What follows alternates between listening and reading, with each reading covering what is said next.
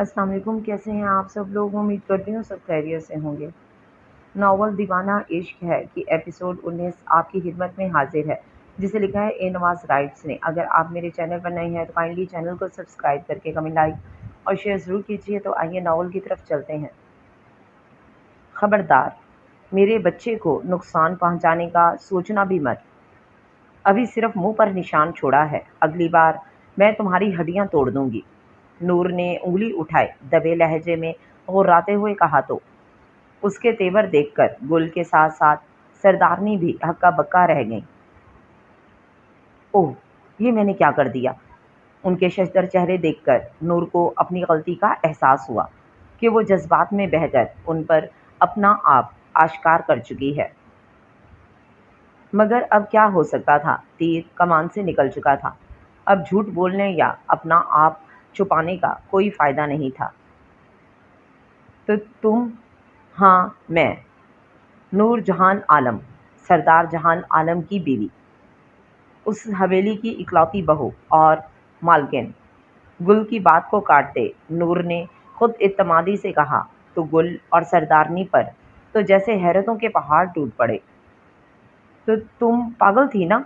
हैरत की ज्यादती से गुल की आवाज़ घुट घुट कर निकल रही थी। लहजे में बेयकीनी ही बेयकीनी थी। गलत बोला आपने, मैं पागल थी हूँ नहीं। नूर ने नफ़ी में गर्दन हिलाते उसकी बेयकीन हैरत से फटी आंखों में देखते जुमले की तस्हीह की। तो गुल की आंखों में हैरत की जगह गुस्से ने ले ली। एकदम से उसका थप्पड़ याद आया तो उसके गाल सनसना उठे। इतना बड़ा धोखा सरदारनी के लिए यकीन करना मुश्किल था। धोखा? हाँ, आपसे मैंने पहले दिन कहा था कि ये लड़की झूठ बोल रही है, ना आए इसकी बातों में। मगर नहीं, आपको तो हमदर्दी का बुखार चढ़ा था, नहीं सुनी मेरी कोई बात। अब देख लिया अंजाम। उसने तो हमें ही टोपी पहना दी, मासूमियत का ढोंग रचाकर सरदार को अपने हाथ में कर लिया। और दीदा दिलेरी तो देखें इस झूठी मकार औरत की। खुद को इस हवेली की मालकिन कह रही है। अब भी करें ना हमदर्दी, अब क्यों खामोश हैं आप?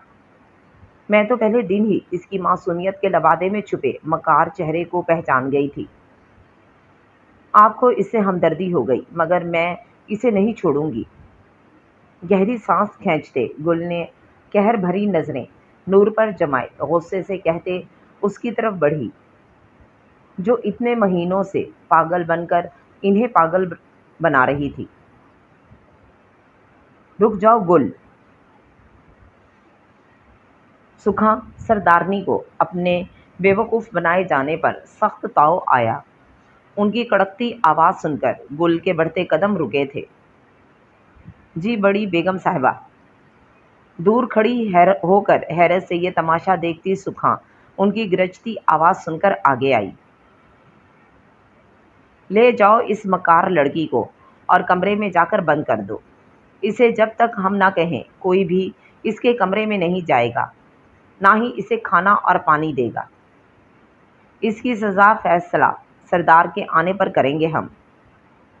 अपनी जलाली रूप में आते सरदारनी ने हुक्मिया लहजे में कहा। तो सुखा सर खम करते नूर की तरफ बढ़ी। वहीं रुक जाएं आप। किसी ने भी मुझे हाथ लगाया तो मुझसे बुरा कोई नहीं होगा। सरदार की बीवी हूं मैं, कोई राह चलती लावारिस लड़की नहीं जिसे आप कैद करेंगे। और किस फैसले की बात कर रहे हैं आप? सरदार ने आज से 3 माह कबल फैसला कर लिया था और नतीजा आपके सामने है। मैं अब तक उनकी बीवी के ओहदे पर फाइज हूँ। उन्होंने मुझे खुद से अलग नहीं किया और ना कभी करेंगे। नूर बोलने पर आई तो बोलती चली गई, जबकि उसकी बातें सुनकर सरदारनी साख्त रह गई थी। आज तक किसी ने उनके सामने सर नहीं उठाया था और ये कल की आई लड़की उनके सामने बोल रही थी, वो भी उनकी आंखों में आंखें डालकर इतनी दीदा दिलेरी से। उसका पुरअज़्म इत्तेमाद से भरा दो टोक लहजा बता रहा था कि ये इनके बेटे की दी हुई शय है। तुम्हारी इतनी हिम्मत, तुम सरदारनी के सामने ज़बान चलाती हो? गुल चिल्लाई। تو نور کا رخ گل کی طرف ہوا۔ ہمت کی بات مت کریں، میری ہمت کے مظاہرے ابھی تھوڑی دیر پہلے آپ ملاحظہ فرما چکی ہیں۔ بس اب ایک لفظ اور نہیں۔ تم شاید بھول رہی ہو، تم میرے بیٹے کی ونی ہو۔ سردارنی نے غیظ و غضب سے دھاڑتے کہا۔ آپ بھول رہی ہیں کہ میں آپ کے بیٹے کی بیوی ہوں، نور نے دو بدو جواب دیا۔ بظاہر وہ نڈر اور مضبوط بن کر اپنا دفاع کر رہی تھی، مگر ان کے خطرناک تیور دیکھ کر اندر ہی اندر اس کا دل کانپ رہا تھا۔ اگر یہ لوگ اس کے خلاف کوئی بھی قدم اٹھاتے تو وہ زیادہ دیر مزاحمت نہیں کر سکتی تھی۔ یا اللہ میری مدد کریں، پلیز جہان کو بھیج دیں۔ او جسٹ شٹ اپ، جس رشتے پر تم اتنا اکڑ رہی ہو نا، 3 بول بولنے کی دیر ہے، یہ رشتہ تو ٹوٹے گا ہی، تم بھی اس حویلی سے باہر جاتی نظر آؤ گی۔ گل زہر خند لہجے میں غرائی۔ گل آنٹی، آپ یہ غلط فہمی اپنے دل سے نکال دیں کہ جہان کبھی مجھے چھوڑیں گے۔ وہ محبت کرتے ہیں مجھ سے، بے انتہا محبت، پوری دنیا کو ٹھکرا سکتے ہیں مگر مجھے نہیں چھوڑ سکتے۔ اور رہی بات حویلی سے باہر جانے کی، تو وقت بدلتے دیر نہیں لگتی، ہو سکتا ہے آپ اس حویلی سے کلا بازیاں کھاتی ہوئی جائیں۔ نور نے جتاتی ہوئی نظروں سے اسے دیکھتے اس طرح کہا کہ گل کا چہرہ سیاہ ہو گیا۔ اس کا لہجہ آگ لگاتا تھا اور گل بھڑ بھڑ جل کر راکھ ہو رہی تھی۔ نور کو مزید یہاں پر رکنا حماقت لگا۔ ایک اچٹتی نظر سب پر ڈالتے وہ اپنے کمرے میں چلی گئی۔ ظہیر بیٹا، میرا سوات کا پروجیکٹ بیچ میں اٹکا ہوا ہے، میں ابھی یہاں سے نکل نہیں سکتا، اس لیے میں نے وہ پروجیکٹ تمہیں دینے کا فیصلہ کیا ہے۔ حیات خان نے فائل اس کے سامنے کرتے کہا۔ جی بابا، آپ پریشان نہ ہوں، میں وہاں سب سنبھال لوں گا، ظہیر نے اسبات میں سر ہلاتے کہا اور فائل اٹھا کر چیک کرنے لگا۔ اچھا تو پھر ٹھیک ہے، تم تیاری کر لو، کل صبح تم سوات جاؤ گے، مجھے لگتا ہے تمہیں وہاں 10-15 دن تو لگ ہی جائیں گے۔ جی بہتر۔ حیات خان کی بات سنتے ظہیر ایک پل کو ٹھٹکا اور پھر تو مسکراتے سر خم کیا۔ جہان گھر آیا تو ایک عدالت اس کی منتظر تھی۔ سردارنی کا غصہ و جلال کسی طور کم نہیں ہو رہا تھا۔ تم نے اسے میرے بیٹے کا خون معاف کر دیا جہان، مگر میں معاف نہیں کروں گی۔ میرے موہت کا قتل ہوا ہے، تمہارے بھائی کو اتنی بے دردی سے مارا گیا ہے، کیسے بھول سکتے ہو تم؟ اماں، آپ میری بات کو سمجھ نہیں رہی، میں کیسے کسی بے گناہ کو سزا دے سکتا ہوں؟ اور آپ نور کی حالت سے بخوبی واقف تھیں، آپ جانتی ہیں جب وہ آئی تھی اپنے ہوش و حواس میں نہیں تھی، اب تو وہ اپنے ہوش و حواس میں ہے نا، اب کیوں نہیں سزا دے رہے اسے؟ یا پھر تمہارا دل آ گیا ہے اس پر؟ تم اتنے خود غرض کیسے ہو سکتے ہو جہان؟ کیا بھول گئے کہ تم سردار ہو، کوئی عام انسان نہیں؟ سردارنی لہو رنگ آنکھوں سے اسے دیکھتے دھاڑی تھی۔ اماں، وہ بیوی ہے میری، نکاح میں ہے میرے، میں اس پر ظلم کر کے گناہ کا مرتکب نہیں ہو سکتا۔ جہان نے بے بسی سے کہتے انہیں اپنے حصار میں لینا چاہا، مگر سردارنی نے اس کا ہاتھ جھٹک دیا۔ اگر یہی وجہ ہے جو تمہیں انصاف کے تقاضے پورے کرنے سے روک رہی ہے تو ٹھیک ہے، پھر طلاق دو اسے، ابھی اور اسی وقت۔ اپنے بیٹے کے خون کا بدلہ میں خود لوں گی۔ اماں، غصے نے آپ کے ہوش سلب کر دیے ہیں، آپ جانتی ہیں کیا کہہ رہی ہیں آپ؟ طلاق کی بات جہان کو انتہائی ناگوار گزری تھی۔ لب بھینچتے اس نے حتی المکان اپنے لہجے کو دھیما رکھنے کی کوشش کی تھی۔ وہی جو آپ نے سنا سردار جہان عالم، اگر آپ نے اس لڑکی کو طلاق نہیں دی تو ہم آپ کو اپنا دودھ نہیں بخشیں گے، کبھی نہیں۔ مطلب آپ ہمیں ظالم بنانا چاہتی ہیں؟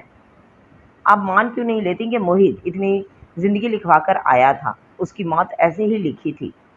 جب زندگی اور موت اللہ کے ہاتھ میں ہے تو ہم انسان کسی اور کو مورد الزام کیوں ٹھہراتے ہیں؟ خدا کی رضا میں راضی کیوں نہیں رہتے؟ اللہ کی چیز تھی، اس نے دی اور واپس بھی لے لی، تو اتنا واویلا آخر کیوں؟ مارے بے بسی کے جہان پھٹ پڑا۔ جہان، کل تک تم اس سے بدلہ لینے کا ارادہ رکھتے تھے، نکاح بھی تم نے بدلہ لینے کے لیے کیا، آج تمہارا دل کیسے بدل گیا؟ ہاں، تم میرے جہان نہیں ہو، تم میرے جہان نہیں ہو۔ میں نے اپنے چھوٹے بیٹے کے ساتھ اپنا بڑا بیٹا بھی کھو دیا میں نے۔ زخمی نگاہوں سے اسے دیکھ کر سردارنی کی آواز میں لرزش حیرت تھی، جبکہ آنکھیں بے یقینی سے اپنے بیٹے کو دیکھ رہی تھیں۔ اماں، ان کی آنکھوں سے آنسو بہتے دیکھ کر جہان تڑپ کر ان کی طرف بڑھا۔ رک جاؤ وہیں، مر گئی تمہاری اماں، سرد لہجے میں کہتے سردارنی وہاں سے چلی گئی۔ جہان نے گردن رب کرتے اضطرابی کیفیت میں ان کو جاتے دیکھا۔ ایک طرف ماں تھی تو دوسری طرف جان سے بڑھ کر عزیز بیوی تھی، وہ دونوں کو نہیں چھوڑ سکتا تھا۔ سردار، آپ نے یہاں گاڑی کیوں رکوائی؟ افضل نے سڑک کنارے گاڑی روکتے اس کی طرف دیکھا۔ بتاتا ہوں، سنجیدگی سے کہتے جہان باہر نکلا تو افضل کو بھی باہر نکلنا پڑا۔ یہ گاؤں کی حدود سے باہر کا علاقہ تھا۔ سگریٹ دو، اعتراف کا جائزہ لیتے جہان نے افضل کی طرف ہاتھ بڑھایا۔